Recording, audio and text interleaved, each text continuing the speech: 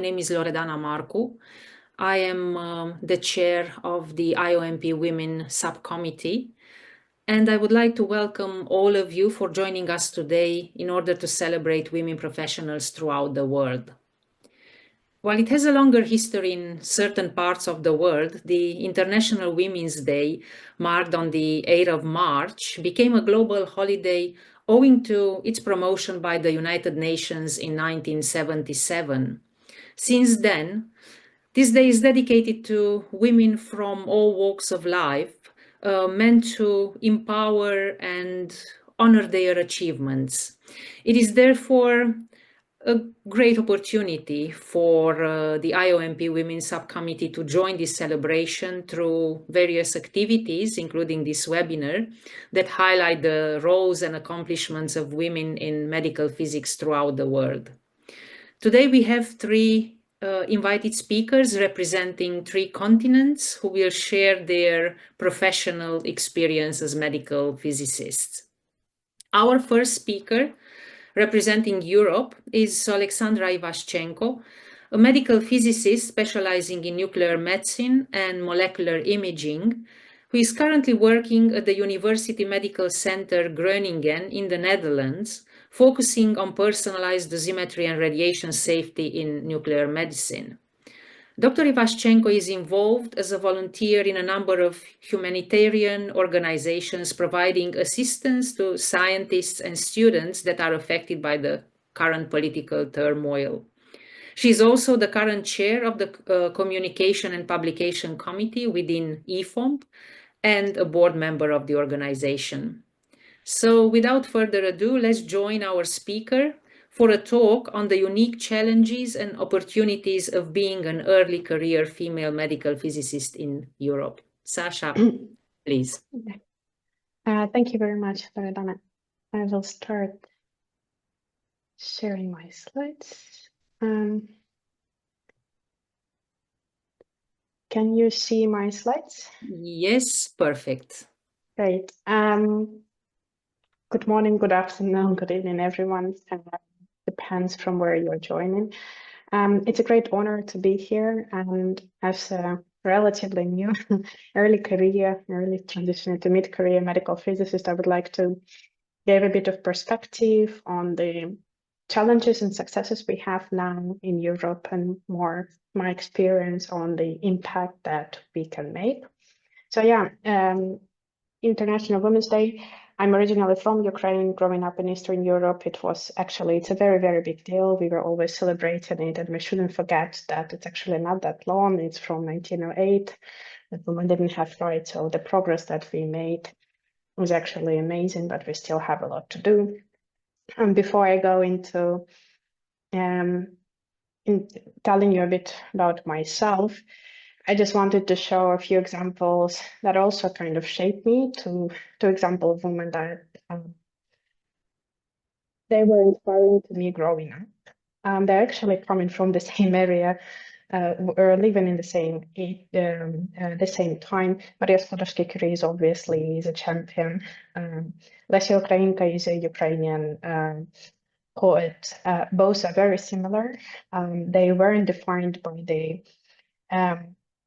by the place of women and restraints that were imposed on them. So Lesya Ukrainka was also a disabled writer that was freely expressing herself and achieved a lot. So these examples and many, many women around me that weren't accepting the restraints, they helped me grow up freely and go through life. Majority of you do not know me. I'm a medical physicist, originated just from fundamental physics, that in the last 12, 15 years changed a lot of places. I wasn't planning to become a medical physicist. I wanted to work in industry, and I didn't want academic career.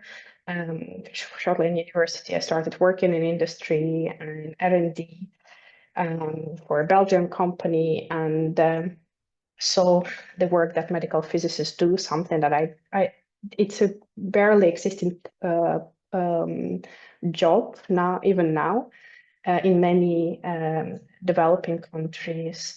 And back then, 15 years ago in Ukraine, it just was never heard of. So when I was able to see in Belgium what medical physicists do, it just inspired me, because I always loved this mix between medicine and physics. And that motivated me to first look for a PhD position. The residency didn't exist in Ukraine, and I wanted to get some experience in nuclear medicine. So I started a PhD in the Netherlands, in Delft, initially coming just for a few years and stayed here. Transitioned, loved academia, transitioned to a postdoc, but eventually just decided still to undergo a residency. While progressing in academic career, I started getting involved with science communication, because also around 2016, 2014, the situation in my home country started changing, and I felt very fortunate for the chances that I had. And science communication via Maria Skłodowskiej-Curie Alumni Association, where I joined the communication committee and eventually was editor-in-chief for a few years. It just helped me to learn how to raise my voice and be able to speak, something that I was really uncomfortable with initially. And first, starting with simple science communication, I moved on into committees in the National Organization of Medical Physics in the Netherlands. Via that, started daring more, applying, and got support via RSNA and AAPM. That were actually the first grants that I got, that eventually helped me to get the position that I have now. And in 2022, I initiated an NGO. At the same time, got involved with eFOMP and multiple committees, so it's kind of, the work exploded, but it's very, very fulfilling work. Depending on the person that you will ask, it's actually very funny how people perceive women. So I asked my colleagues and students to describe me, and people at the same time describe me as like an activist and supportive, but also pushy. As something that it has a negative perspective for a woman, but I still see it as just being able to stand my ground. So I'm a very research-oriented medical physicist that is proactive in science communication. I also have support for especially for girls in STEM and physicists. So majority, 90% of my students and internship there are girls, intentionally. Activist, love to innovate. I dare to apply to things, even those that are like people wouldn't do, because it just gives me opportunity to try and see, steer my way. So the topic of this Women's Day is accelerate action. That's every year there is a theme. And I looked it up to try to understand what to tell you in presentation, and it actually very lovely matched with the current roadmap and vision for it. It is important to mention that I'm representing primarily because of the involvement with the eFOMP. So eFOMP is the European Federation of Organizations for Medical Physicists that represents all European medical physics association. We have many member states, and our current president, who is the first female president, Effie, in 2024, she published a sustainability roadmap that actually very nicely matches the Accelerate the Action. It has specific missions for improving education, accessibility to education, independent of the country, gender, age, creative network, and one of the most interesting aspects there, empower young audience, with a specific focus on girls. I wanted to reflect on how well we actually meet in this. So we're now in the second year of term for this board. And I was really surprised. That's something that you feel in, but you don't really know until you measure. So at the moment, within the European Federation of European Federation of Organizations for Medical Physics, we actually have very, very good values for gender equality. Within the board, we have exactly 50-50 split between male and females.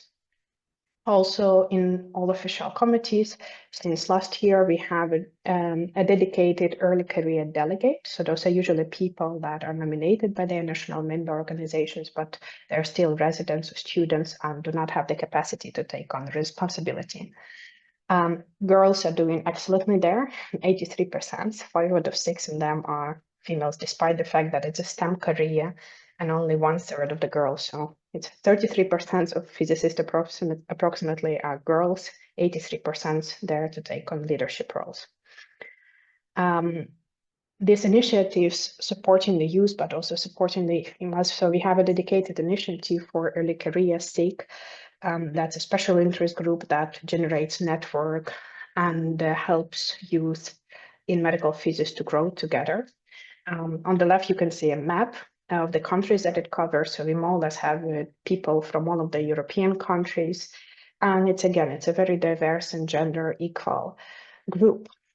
So on one side, you might say, yeah, Europe solved it. There is no gender gap or inequality. There's nothing more to achieve.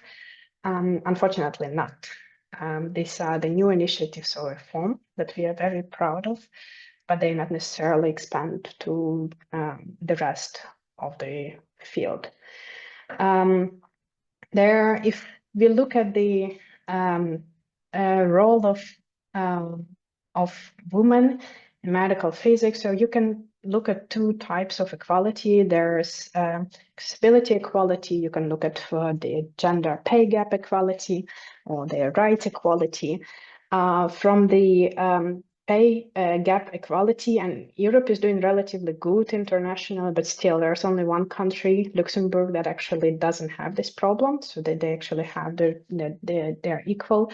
The rest of the Europe, there's still a substantial and approximately on average 13% pay gap between women and men, primarily associated to the fact that women still they take on more unpaid leave to take care of children. One might wonder, obviously, I'm a young mother. I have a baby sleeping upstairs, and that's something that and we want to dedicate time to our family. And again, that's partially associated to the fact that when we get a family, it is important to have a chance to look at them. And despite the fact that Europe is again doing relatively good internationally, it has 14 weeks of protected maternity leave, still at the age of 3 months. We expected 3 to 4 months per baby. We expected to go back to work. That's why majority still takes on, decides to balance these two things and take the priority to the family. As a medical physicist, we are always often need to balance clinical support and innovation. That translates to, and here we have just our role and the gender pay gap that is existing related primarily to support for children. But if we translate it into just our progression in the field, medical physicists are supposed to innovate and support clinics. So these are two roles that are often lead to academic career. They're intertwined. Academical development needs to be published. So I also wanted to check, or at least support some data to indicate whether female medical physicists or women in STEM actually equally successful in academic career than in their clinical roles. Because if we look at, again, at leadership within the reform, there's a great gender balance, but when it translates to other fields, it's interesting. One of the primarily funding sources in Europe for individual research, so these are PIs, the way to grow your career is ERC.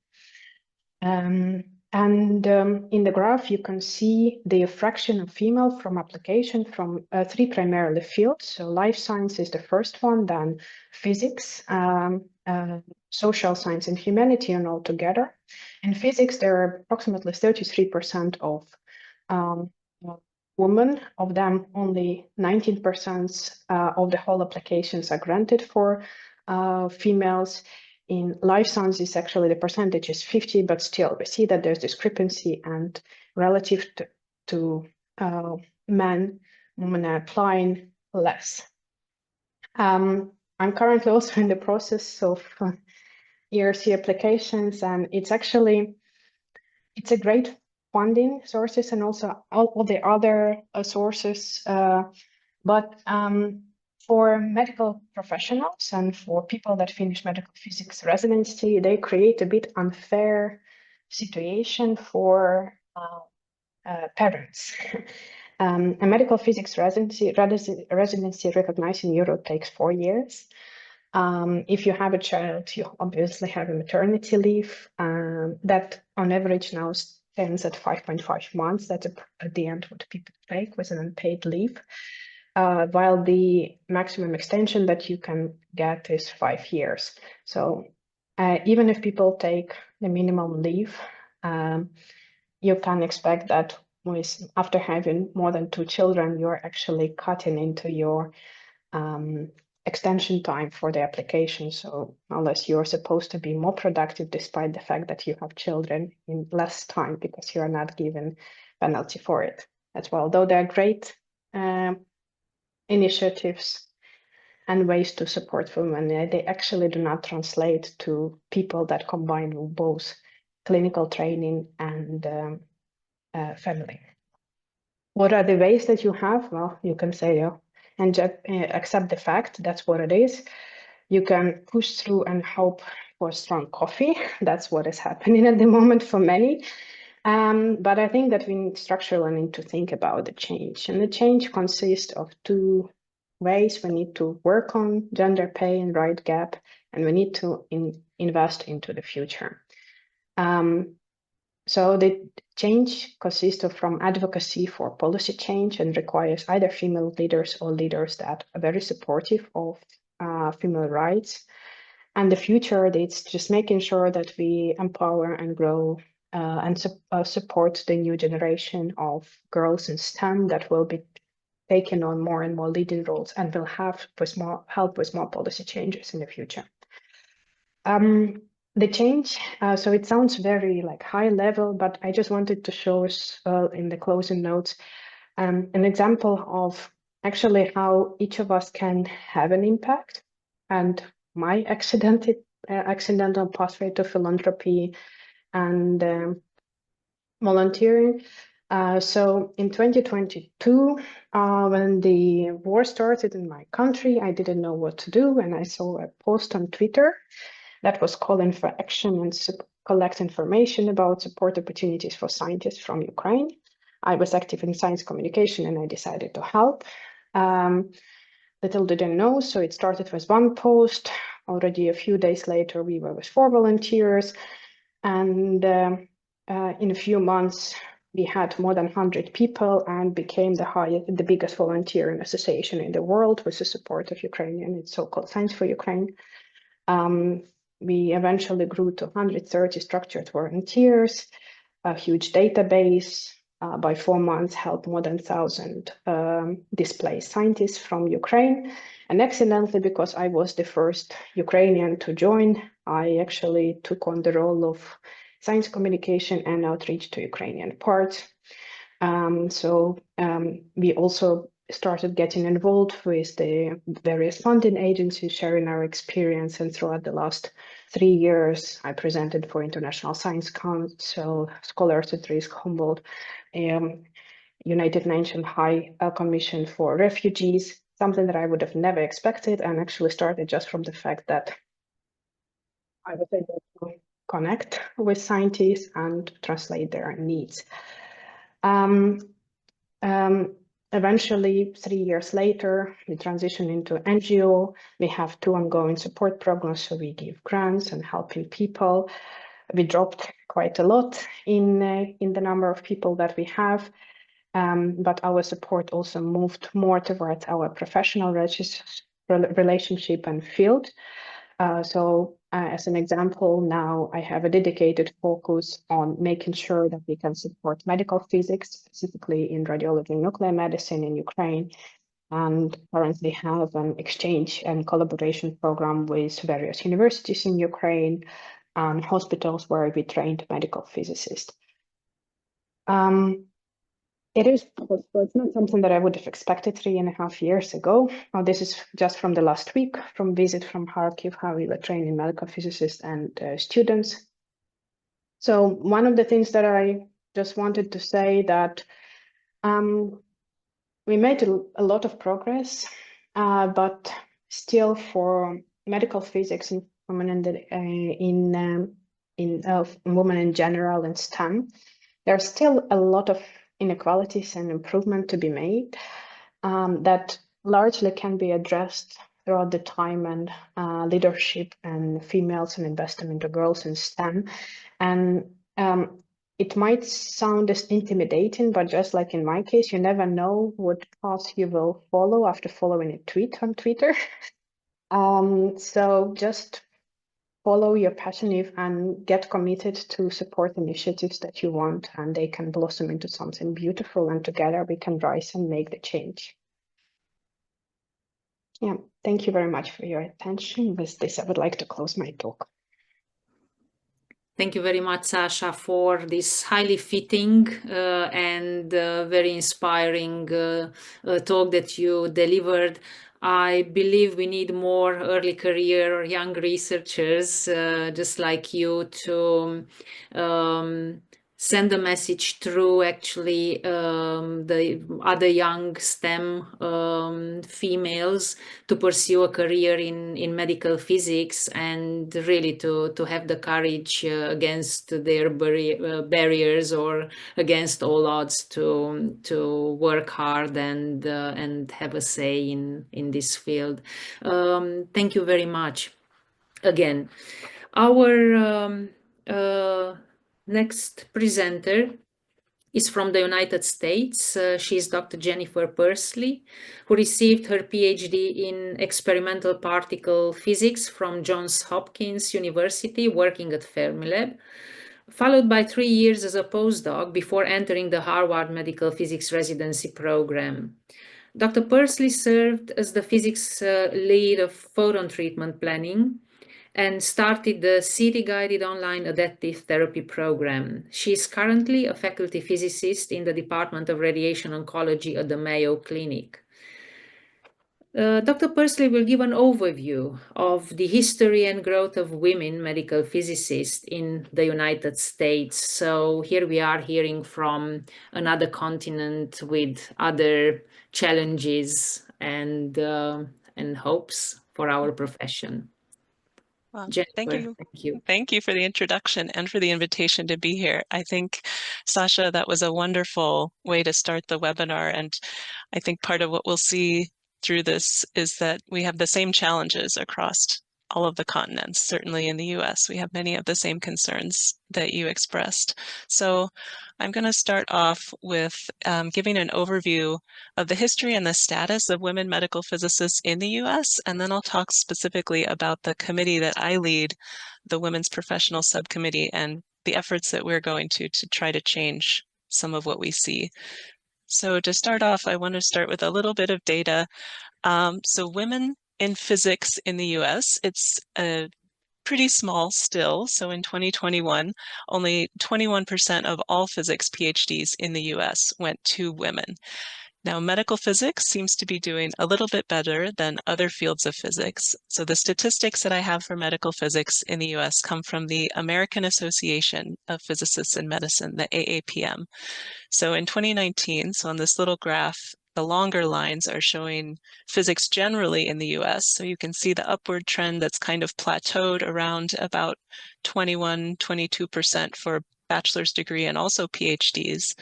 For medical physics, which hasn't been around as long, we don't have as much data, but if we look at the programs that we have, so PhDs, percentage of women PhDs entering medical physics and master's programs and also residency programs, we see that it's quite a bit higher percentage. It's actually between 30 and 40% of the programs are women.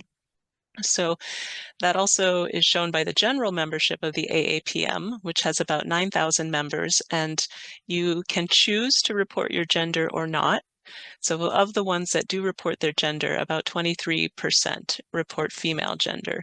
And this is an increase in the past 10 years from 20%. So given these statistics, it does look like there are more women in medical physics than in other fields of physics. But I'm going to show some interesting data from this paper that was published in 2020, and things have not changed very much, even though this was 5 years ago. I know that they have not changed very much since then. So these three authors, Dr. Covington, Moran, and Parody, looked at AAPM data to try to tell if women were being represented in leadership roles at the same percentage that they were as members of AAPM. So the tables and the graphs are showing the same information. The graph is showing you, so the percentage, total percentage of female AAPM members on the top, so that's about 23%.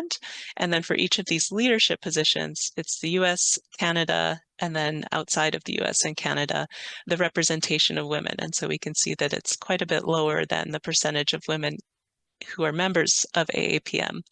And if we go to educational programs, so residency program directors, actually it's very good representation.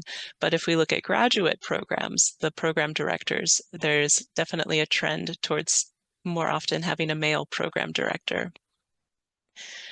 Now on the next slide, I'm looking at now leadership roles within the AAPM, and there's a few that are very starkly obvious. So the AAPM is organized in the sense of 4 big councils, and then all of these committees and subcommittees happen underneath these 4 leadership councils.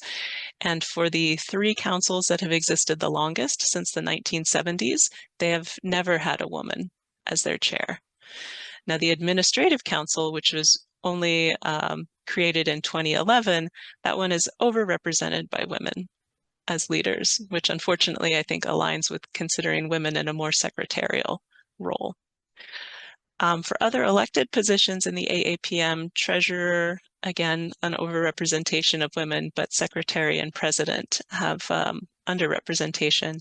And again, looking at one of the predominant medical physics journals from the AAPM, which is called Medical Physics, we've never had a woman as the editor-in-chief of that journal, and even the representation on the editorial board is lower than you would expect.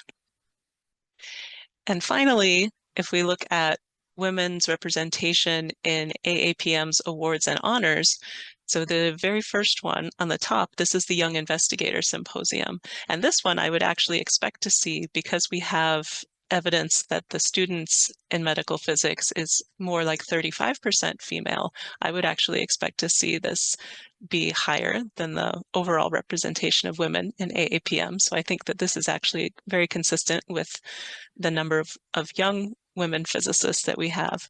But as you move up to more and more prestigious awards, you start to see fewer and fewer women being represented as the winners of those awards. In particular, the Coolidge Award is the Lifetime Achievement Award of the AAPM. And so there's only a few women who have won that award since 1972. So the conclusion of this paper was that gender representation in leadership positions does not reflect the percentage of women working in the field. And the data, if you look at the numbers, because some people would look at this and say, well, it's just that, women are increasing recently. So it's going to take time for them to catch up in these more senior positions. But what we're seeing is more than this tenure. You would expect 10 years to go from student to mid-career and maybe another 10 years to go to senior career. But the lag, the gap that we're seeing is more than 10 years. So as one example, the clinical leadership in the US having 12% of women in that role in 1920, that's similar to the percentage of women receiving PhDs in 1988. So that's more like a 30-year gap. So it seems like it's more than just the amount of time it takes for women to achieve seniority. And women are not being recognized for the highest awards at the rate we would expect. They are very competitive awards, especially at the highest level, like the Lifetime Achievement. There are more people who are deserving of them than will be able to win them, but there are more than just a few women who are really highly deserving. So I also wanted to touch on a similar topic to what Sasha showed, is there is a gender-based pay gap in the US as well. And the way that we know this is through the AAPM conducts an annual salary survey for medical physicists working in the US and Canada. I'm not going to show any data specifically from that report, at least not the actual numbers, because that is confidential. It's only available to AAPM members, and that's in part because they don't want professional institutions using those numbers to set their salaries for medical physicists. But looking at the data in the report, it does show a salary difference between the genders. And looking at physicists who are certified with a master's degree, the average years of experience was 15 years for women and 16 years for men. And so I would essentially consider that equivalent. And yet the median salary for men was 11% higher than for women.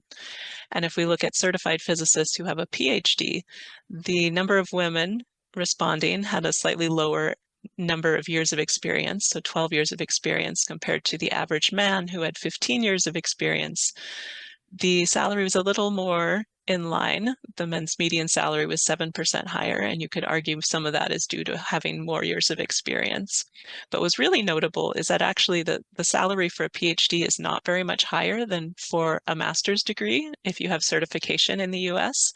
And the median salary for a man with a master's degree exceeds the median salary for a woman with a PhD. So if a woman who has a master's degree asks, what is the best way to earn a higher salary? It is to become a man rather than to earn a PhD. So part of the reason that this information or this gap is allowed to continue is because many institutions keep their salary information secret. I know at one of my previous institutions that was the case, and I didn't realize I was earning less than my male colleagues until they decided to equalize the salaries, and I got a 20% pay increase. So if you increase the transparency of what people are being paid, then this gap will be, I think, starting to go away. So now I want to switch gears and focus on what we're doing to try to address some of these challenges for women, and that's specifically through the Women's Professional Subcommittee of the AAPM. So this was relatively recently formed in 2010, so actually this is now 15 years. And there was a group of very dedicated women AAPM members who championed its creation. I have pictures of two of them here. There was really a larger group, but these were the first two who led the WPSC. So Jean Moran, who's a therapy physicist now at Memorial Sloan Kettering, and Nicole Ranger, who is a diagnostic physicist who has her own consulting company. So they originally started off, Nicole, I believe, was the one who created a LinkedIn group for women physicists in the US to help them meet each other, to support each other, because at that time, the number of physicists, women physicists, was so low that you might be the only one at your institution. So there needed to be, if you wanted to have support from other women physicists, you needed to network somehow outside of your institution. So we started with the LinkedIn group, but then wanted to work within the professional organization. So they advocated for the formation of the WPSC. And the charge of the group is to assess the professional challenges that are unique to women medical physicists and to develop additional resources for meeting those challenges. So the primary focus through the years has been on networking, giving women the opportunity to meet each other, providing mentoring for women so they can learn from women who've faced similar challenges. A big one is work-life balance and how to balance a career with a family. So that's something that it can help to see how someone else has experience with that. And also communicating with each other and learning to communicate your value and to advocate for yourself. So I have an image here of the very first WPSC newsletter from 2012, and that is one of the methods that we've used to communicate and connect women in the field. So I'll go through a few of the initiatives that WPSC has sponsored through the years. And the biggest one, which was also the first one that they started, was the annual women's luncheon at the AAPM annual meeting, which happens every July.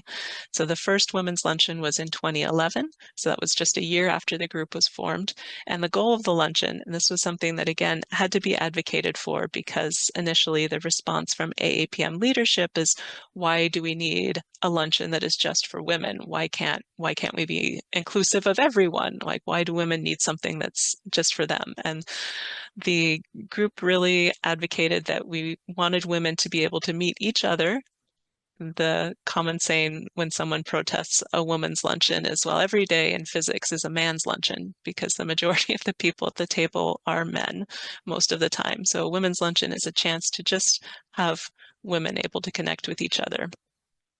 So the luncheon is still an annual event to this day. It always sells out. We've increased the size of the room and the number of seats. So now we have 300 seats at the luncheon every year.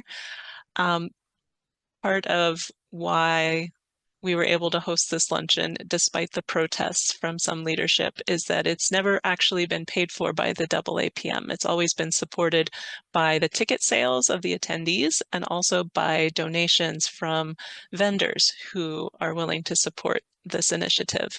So we've always been a self-supported initiative. And these are just a couple of pictures from the luncheon for the last few years, 2017, and then a panel that we had in 2018. So that is definitely one of our biggest annual events and one that we love organizing every year and thinking about for most of the year as we prepare for it. I also mentioned that we have the newsletter. First one was in 2012, but that's also still going, and we publish twice per year in May and November. So the articles in the newsletter, it's written by medical physicists, by our community members, and we have features on WPSC activities. We have women physicist stories, so we like to have at least one female physicist featured where we just talk about, ask her questions about her career and her life and any advice that she has, things like that, and other advice that's relevant to women physicists. We also have a lot of other things that we try to keep going. So one is proposing sessions at the annual meeting so that we can talk about some of these professional things that impact women and give different advice on them. So some topics we've had in the past: finding mentors and sponsors, negotiations and the pay gap and how to negotiate for yourself. Work-life balance, as I said, is a really big one. And then also women in leadership and how you can approach that transition. We also, another initiative we started through the AAPM, because we heard from a lot of conference organizers that they said, oh, I would like to invite a women speaker, but I just don't know any. So I don't know who could possibly talk on a specific topic that I want at my conference. So we asked the AAPM to create a speaker list where AAPM members can go in themselves and put in notes, put in some information about what topics they are willing to give talks on. So now conference organizers could go to this list and they can filter the list based on the topic they want. They could filter on gender, so that they have a resource to help them find women speakers on a specific topic. We also had some of our members helped put together a specialty meeting through the AAPM in 2021 on the topic of accelerating women and minority physicists, where we covered a lot of these topics like emotional intelligence and negotiation and how women are perceived in leadership and different strategies that you could use in those as you're navigating your career. We advocated for DEI to become an AAPM strategic priority, which led the AAPM to form a committee on the equity, diversity, and inclusion that the WPSC is now partnered with. We also, and this is a particular passion of mine, we organize AAPM physicists to participate in different science outreach events. So as Sasha mentioned, like trying to reach the younger generations of women and encourage them to consider physics, science, and medical physics in particular as a career that is open to them and very, very eager to have them participate in that. And then we also we put on webinars through the AAPM on topics such as pregnancy and radiation safety and women in leadership, and again, work-life balance and parenthood. We also have a lot of new members of the WPSC, which has made me very happy. So we're up to 45 members, and many of them are young. Just some of them are still students or residents, and some of them are recently graduated from residency. And they are very committed to increasing the inclusivity. So they have a few initiatives that have been very successful, like they started our activity on social media. They have a lot of expertise in that area. And so if you can look for their accounts on different social media platforms. They've also asked, they have a preference for the women's luncheon to refocus on having networking at those. So if you saw in the picture, we generally have round tables of 10 people, and they would like to return to having the people that are sitting at the table talk about topics together, have guided discussions, and really get to know each other more in depth, rather than having a speaker or a panel, which is really nice, but doesn't allow the networking at your individual table. And we've actually had some local AAPM groups now hosting their own women's luncheons. So we're expanding the reach, the number of women that can participate.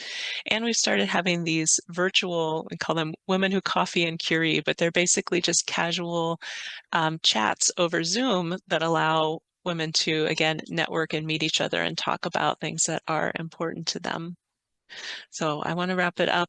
My summary is that women's representation is growing, especially in medical physics in the US in students, but the representation in many areas of leadership lags behind, and we still do have a gender pay gap.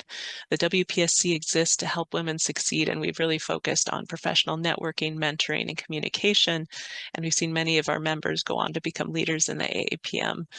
And our hope with doing these efforts, giving talks like this, is that we're increasing the awareness of where we still need to go for women in physics, and hopefully that will allow these gaps to continue declining. So thank you very much. Jen, thank you very much for your wonderful presentation and for highlighting all these excellent and I guess welcome activities in order to stimulate younger generations and women and encourage them to actually choose first of all this profession and then towards even leadership positions. Why not? Listening to your presentation, obviously, there are very noticeable similarities between the issues we see in Europe and also in the United States. However, I want to be a bit optimistic and to say that some pictures are changing. When you mentioned the editorship of medical physics that never had, the journal never had a female editor, I was very pleased over the past years to notice that actually the two largest and the most well-known medical physics journals in Europe, Physica Medica and Physics in Medicine and Biology, they are both under female leadership. And we have here Magdalena, obviously, who is one of the editor-in-chiefs of Health and Technology. So that's why I dare to say that things are changing, as you said in your presentation, slowly, but we can, on certain aspects, see some changes towards the positive direction, which is good. Thank you very much, Jen, again for your presentation. And it's time to present our third and final speaker for the day, who is Dr. Chai Yeong, and joining us from Malaysia. She's the current president of CFOMP, serving also as chair or member on several professional committees. Recipient of several scientific and professional awards, Chai's research focus is on theranostic nuclear medicine, interventional radiology, and also radioprotection. Her talk today, Empowering Women's Leadership in Medical Physics, will focus on challenges and opportunities in Asia. Chai, the floor is yours. Thank you very much, Loredana. I hope you can see my screen. Let me project it. Yes. Do you see it in a full screen? No, in a slide mode, so... Oh, okay.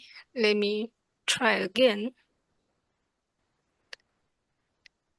So I will share the entire screen maybe. What about now? Now it's perfect. Thank you. Okay, great. Thank you. Thank you, Loredana. So good morning, good afternoon, and good evening to everyone. So it's a great pleasure to be here on this special occasion. And first, I'd like to thank our IOMP Women Subcommittee Chair, Professor Loredana. It's a pleasure to meet you here as well. So this is the topic of my presentation, Empowering Women's Leadership in Medical Physics. So I'll focus more on challenges and opportunities in the aspect of Asia. this is our wonderful poster designed for this year International Women's Day. So I wish you happy International Women's Day in advance. So it will be tomorrow. I have nothing to declare in this presentation, and these are the contents. So I show you a little bit of the statistics of women medical physicists in Asia, challenges, what are the opportunities, and also to show some examples of the regional and the global efforts that we have put on to empowering women leadership. And finally, and at the personal level, you and I, so what can we do to empowering more women leaders? So first of all, statistics. So let me just introduce to you Asia. So Asia is, in fact, is the largest continent in the world. It actually accommodates up to 60% of the world population. And here, Asia is often grouped together with Australia, New Zealand, and the Pacific Islands, and we call them as Asia Oceania. And it consists of 27 countries, and this is where our regional organizations, AAPM, is representing here. And in the center here, there's a sub regions here, is known as Southeast Asia, and it consists of 10 countries. So these 10 countries has like joined together and formed the associations of the Southeast Asia nations. Why is on these 10 countries? Because they have very similar politics, cultural, and also the social background. So there are 10 countries here working together towards the development of these regions. And this is where CFOM is representing. And also there's a huge disparity from the aspects of politics, economies, and also the social cultural, and as well as in healthcare. So in terms of healthcare, the disparity can be up to 400 times difference in terms of the numbers of the equipment as well as the services across Asia. And for the women's in medical physics, so these are the three very important publications that documenting the statistics of the medical physics workforce in the world. So in 2015, so there was a global survey. It was conducted by Virginia. So 66 countries involved.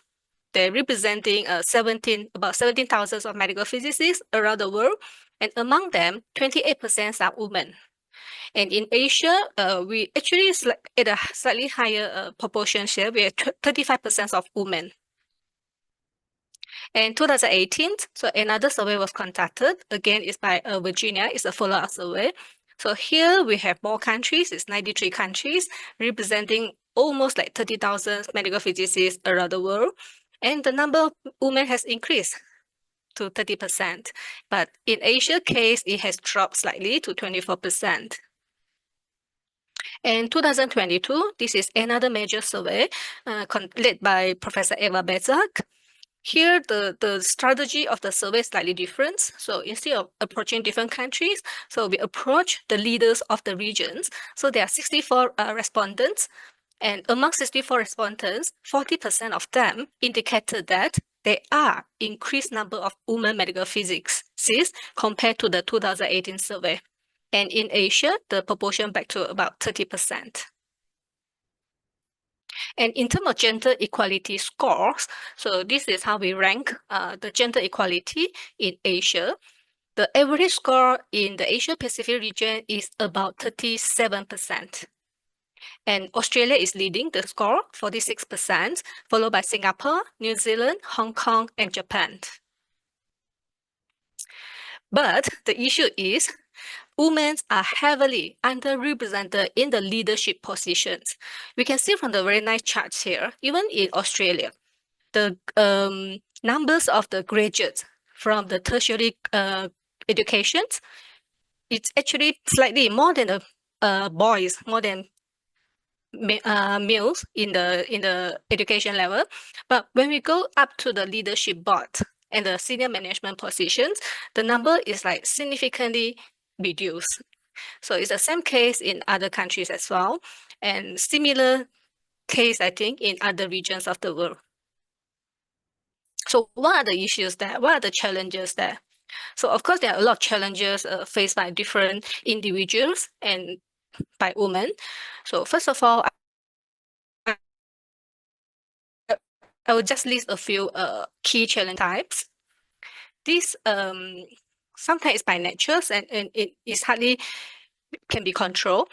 For example, there are less trust in women's capabilities, and especially when they come to the leadership roles. Work-life balance, how to manage the career growth with the family responsibilities is always a challenge to women. And the societal expectations, traditionally, okay, women are expected to prioritize family. And limited mentorships and also female role models. Unequal opportunities in career advancement for promotions and etc. And also workplace harassment and discrimination, as well as lack of support from the management or the colleagues, especially during the maternity leave. So we gathered this perspective. Actually, it's from a survey done in India a few years ago. And this is Sheryl Sandberg. She is the CEO of Facebook. So she's saying, I want every little girl who's told she's bossy to be told instead she has leadership skills. So according to Sheryl, while men are continually applauded for being ambitious, powerful, and successful, women who display the same traits often pay a social penalty or told that they are too aggressive. So when women become ambitious, then they say women are too aggressive. But on the other hand as well, we understand that gender bias is not new, but more often the biases are engendered by the women themselves, and primarily due to the lack of confidence and the culture of self-sacrificing for family or the loved ones. This interesting quiz. Okay, a father and son are in a horrible car accident that kills the father. The son is rushed to the hospital. Just as he's about to go under the knife, the surgeon says, I can't operate, this is my son. So how is this possible? Because the father is already killed in the accident. I'm not sure you have seen this quiz before, but we can discuss the answer later. So why we need gender balance? Because male and females are different. Biologically, naturally, our characteristics are different. And this is proven by scientific studies. According to research, there's a new way, okay, to show the connectivity of the brain. It's called connector maps. So these connector maps can reveal the significant difference between men and women. And here, for the men's brain, most connections run between the front and back part of the same brain hemisphere, which could account for the better spatial skills and motor or muscle control in men. So this explains very well why men, they are better in directions and also they are better in their motor skills. But you can see the connectivity, it doesn't cross the hemisphere, but it just back and front. And very interestingly, in female, it's totally different case. So in the female brain, many more neural connections go from side to side across the left and the right hemispheres. And the scientists say this could account for the woman's better verbal skills and also the intuitive abilities. So women are generally more creative and we are more caring and better in the communication skills. So we know women are different, and men generally are classified as more assertive. They are more task focused. They are passionate, forceful, intuitive, and also they're interested in how. But in female, the traits are more towards collaborative. They are more process focused. They are more creative, passive, possibilities, and they are more interested in why. Okay, so it's very interesting that biologically we are different. And so what we want to do, do we want to create a fight between us? But of course it's not. So we want to merge the male and female together. If you can put male and female together in a workforce, isn't it very beautiful? So we can combine all these positive characteristics together towards a more productive working environment. And also, you know, it also looks more beautiful. Okay, so when we say there are challenges, there is also opportunities. So what are the opportunities? These are the summary of the opportunities. So we started to see more increasing global and regional initiative. Just now, Jennifer already presented so many initiatives by the AAPM. And we see a lot of mentorship and networking programs, okay, started to bloom for women medical physicists. And we also see some leadership development and training program. And some changes also in the policy and the institutional support. Research and innovation opportunities has increased, and also they are strengthening professional networks around the globe. Let me just show you some examples that what we have done in the past many years. So this is by the IOMP. It's a global effort. And now you know that we have this women's subcommittee under the IOMP. And our current chair is our wonderful Professor Loredana Marcu here. And these are the committee members. And these are their action plans. You can visit their website, okay, to read more about their action plans. And this was in ICMP 2013. So when the women gathered together to advocate for IOMP women. And you very wonderfully, you can see we also get male support always. And also we have 4 females currently in the IOMP ESCOM. I'm here. So 4 of us are also the members of IOMP Women's Subcommittee. And this is where we got nurtured, we got guidance and support, okay, for our professional growth. And also, since few years ago, I can't remember exactly when, but in recall was 2023. So the IOMP Women's Subcommittee decided to celebrate the International Women's Day on the 8th of March every year. So you see on 2023, we have our women sessions. And then last year, we have our young careers women physicists to share their journeys. And this year, we are here, okay, to share with you the status of women in medical physicists. And also IAEA. So we know that IAEA play a very active role in advocating for equality, gender equality. So there is a main initiative called Gender at the IAEA. Under this initiative, there is the Marie Curie Fellowship Program, where they provide scholarship to women who are interested in nuclear research. And also there is a LEAS minor program, is to support career development for more women in nuclear. And also there are research grants which are exclusively only for women and girls. So this is the foundation. It's called For Women in Science. It was created in 1998. The International Awards of the L'Oreal UNESCO for Women in Science, they honor 5 eminent women scientists from 5 regions of the world every year. And alternating every other year, they will receive, they will be rewarded for their important contributions, and they will be given a research grant up to 100,000 euro to continue to develop their research. And also there is also, just now we are talking about leadership and mentoring. So there are charity organizations, like for example, this one is called Medical Physics Leadership and Mentoring. There are 4 volunteers. It's totally non-for-profit. So they set up this platform to help nurture the future leaders in medical physics. So this is Professor Kwan from Malaysia, Professor Eva Bezak, you know her, from Australia, Professor Robert Gerard from the AAPM, and Professor Thomas Kron from Australia. So they often, very frequently, they will organize like online meetings on very special topics, like very interesting topics like Introduction to Strategic and Robust Leadership in Medical Physics. This one is about conflict resolution skills. So these are very instrumental topics, and sometimes the world needs a crisis. Madalena was also giving a talk on medical physics in times of crisis, okay, in the inspiration of COVID. So these are very like wonderful initiatives run by our fellow colleagues to help nurture our future leaders. Of course, this one is open to everyone, regardless of gender. And in terms of AFOM, in the Asian Oceania, we are also very active to advocate women in medical physics.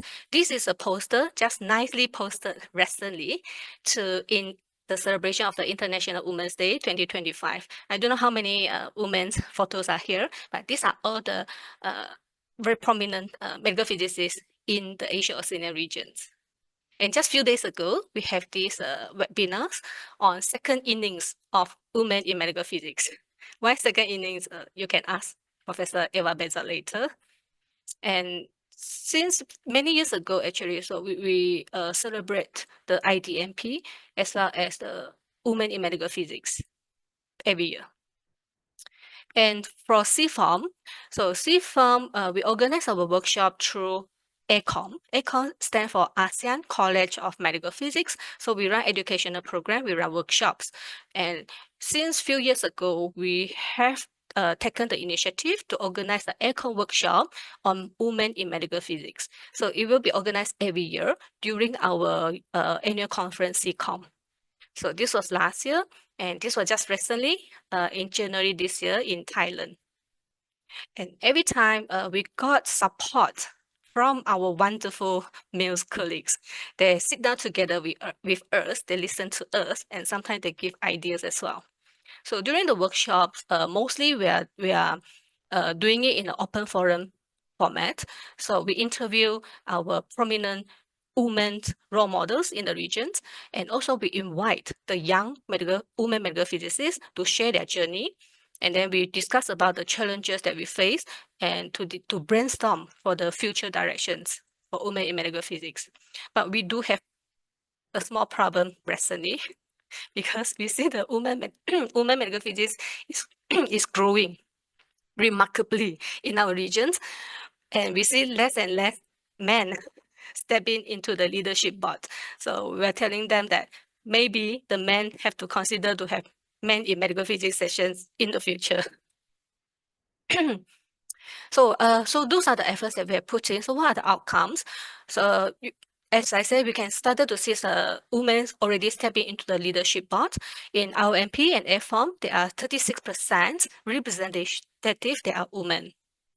C4, we are still slightly behind, 25% are women in the leadership board. So it's my responsibility now to encourage or to inspire more young talents to join us. Okay, I will finish this up quite soon. So what about at the personal level? Just to share that this is a forum that I attended last year in Dubai. So there's a panelist, there are 5 panelists on the stage. So the moderator was asking, Anu is the only female here. So as the only female entrepreneur on this panel, how do you see yourself in this space?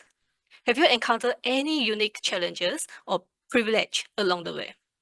And her reply truly inspiring me. So she answered, first, I don't define myself as a female entrepreneur. I am an entrepreneur, just like all other panelists here. I don't believe I should receive any special privilege or recognition simply because of my gender. And she said this very naturally, and it is truly inspiring me. So it made me to think that balancing work and home life is not just solely the female issue. They also have an impact on the man, but the impact on men is often overlooked. And female usually encounter the biological bind.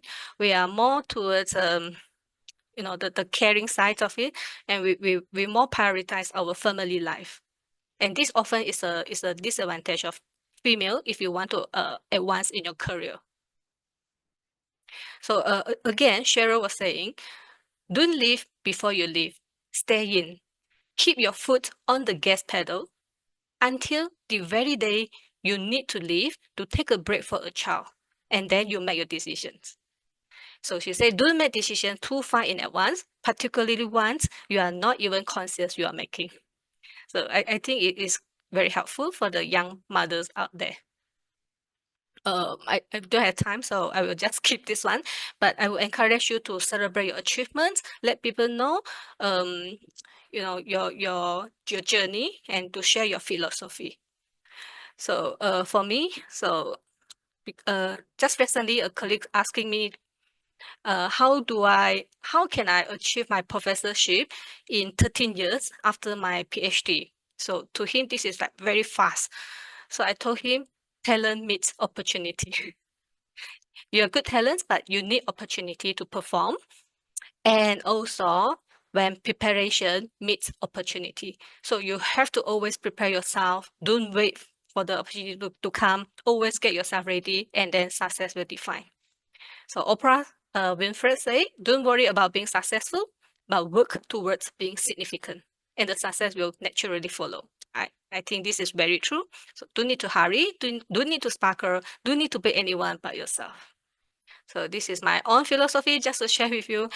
This also posted on my Facebook. So live with passion, kindness, and sincerity. So I always remind myself to be passionate, you have to be kind, and you have to be truthful. So last, let me advocate this one strongly for Marie Curie. Scientists believe in things, not in person. And I will translate it to scientists talk about facts, not people, because I see a lot of situations where people spend a lot of time talking about people, gossiping, complaining. So those are just totally meaningless use of time. Yeah, so just to share with you. Thank you very much. Thank you very much, Chai, for this highly inspiring, informative, and very refreshing presentation. I'm afraid we don't have time for questions. We are running late, so I would like to thank very much all the speakers who got the chance actually to answer to some of the questions posted in the Q&A section. Some people were asking about possibilities for further education, for being part of a medical physics group, and so on. So since Chai mentioned the opportunities, I would like to point out another great opportunity for all medical physicists that is coming up in September. And some of you might be aware that this year the World Congress in Medical Physics and Biomedical Engineering will be in Adelaide, Australia. And as the chair of the IOMP Women Subcommittee, I would like to invite actually all of you to consider participating and also to submit an abstract, because the deadline, the initial one that was the 2nd of March, has been extended with another couple of weeks. Why am I inviting you during this webinar? Because in the World Congress, we'll have several dedicated sessions on these topics that you all heard from our three wonderful speakers. We'll have a whole track that hopefully we run over 1.5 days on gender-related issues, all aspects, professional, scientific, educational, family-related, you name it. So all of you that are interested in networking, in learning more and becoming even, part of a group through networking and gathering this information, do your best, stand up for yourself, try to get some funding, and I'll see you in September in Adelaide. Thank you again for participating. Thank you for these wonderful presentations to Sasha, Jen, and Chai. And I would like to thank also all the audience for connecting, for spending an hour today to celebrate together the International Women's Day. Thank you and have a great day.